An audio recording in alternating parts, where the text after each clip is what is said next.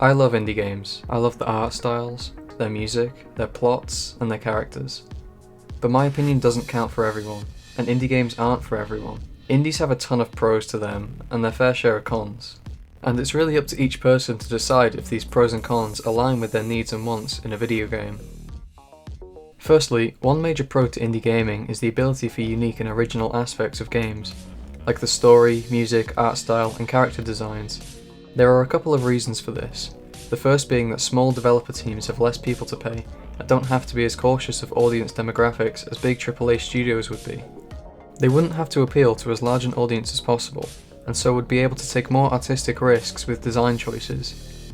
And this is what leads to things like the amazing art style of Katana Zero, or the incredible story and representation in Celeste.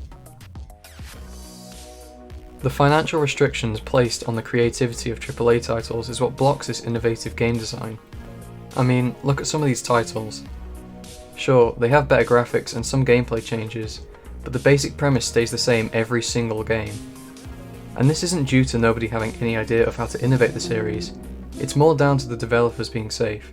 They know that the new game is going to sell well and make them a load of money, but they don't know how people will react to something new. So, logically, not a lot is going to change. Now, indie games are much freer in this aspect. They typically don't have higher-ups telling them what they can and cannot add to the game. Look at Stardew Valley for example. The entire game was created by one person, Eric Barone. He had no staff to pay, and the only finance he needed to worry about was his own personal living needs. The other reason indie games have more ability for uniqueness and originality is because of the small developer team sizes. The less people that work on one aspect of the game, the less generalised the content typically is. We can see this in the soundtrack for Celeste, which was composed by Lena Raine. A lot of the songs have some really creative and artistic approaches to them. In one song there are hidden messages backwards about how the main character feels. In others there are certain sounds to try and evoke the same anxiety in the player that the character is feeling. This is something that becomes harder to do with larger groups of people working on it because they will start having conflicting ideas that limit this creative direction. The price is also a pretty big advantage that indie games have.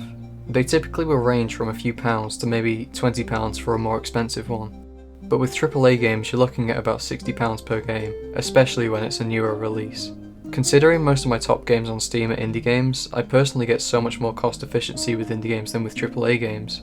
The cost is typically so much lower, yet the content still holds up.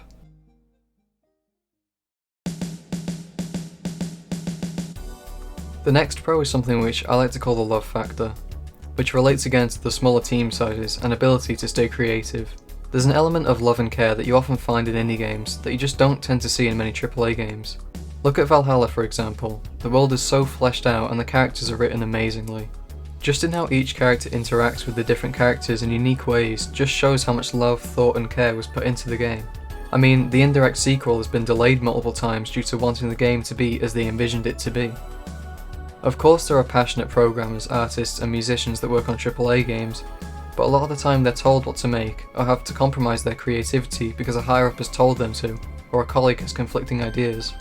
This love factor also helps the developers in making the game a more personal piece of art, which might reflect issues they struggle with in their lives, or certain representation which is significant to them, which can often make for a much more genuine and interesting storyline, since they may be based on something real.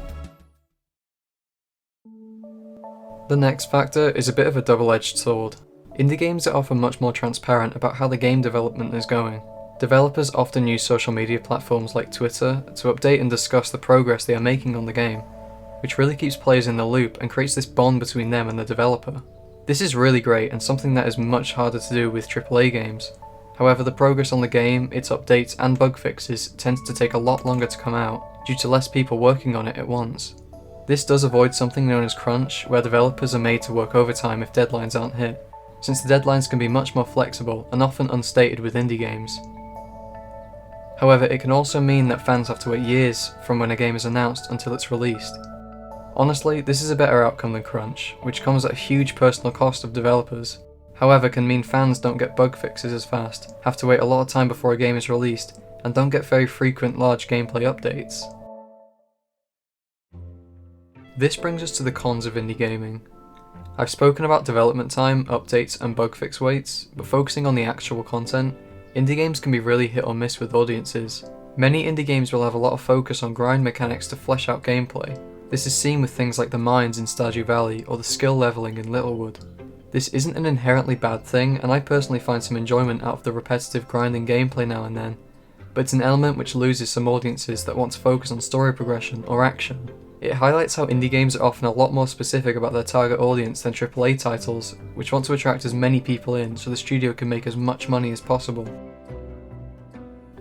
Another con with indie games is the amount of content. Even if the quality of the game is fantastic, a game needs to be long enough to justify buying it. For many, an amazing 2-hour game might be more desirable than a good 10-hour game, but depending on the pricing, a lot of gamers would be less happy with it.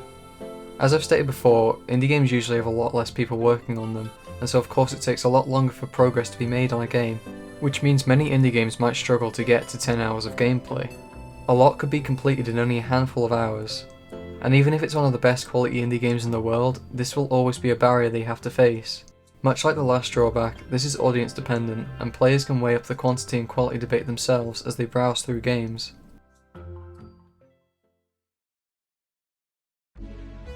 So, to summarise, indies are often much different from AAA titles, and have things that they really do excel at, such as unique and original stories and representation, while also being transparent in development and having smaller team sizes that can thrive creatively.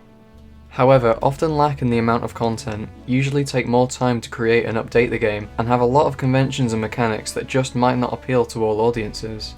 Personally, I'm a huge fan of indie games, and while I also have a ton of AAA games that I really love, I never get the same feeling as when I play through an amazing indie.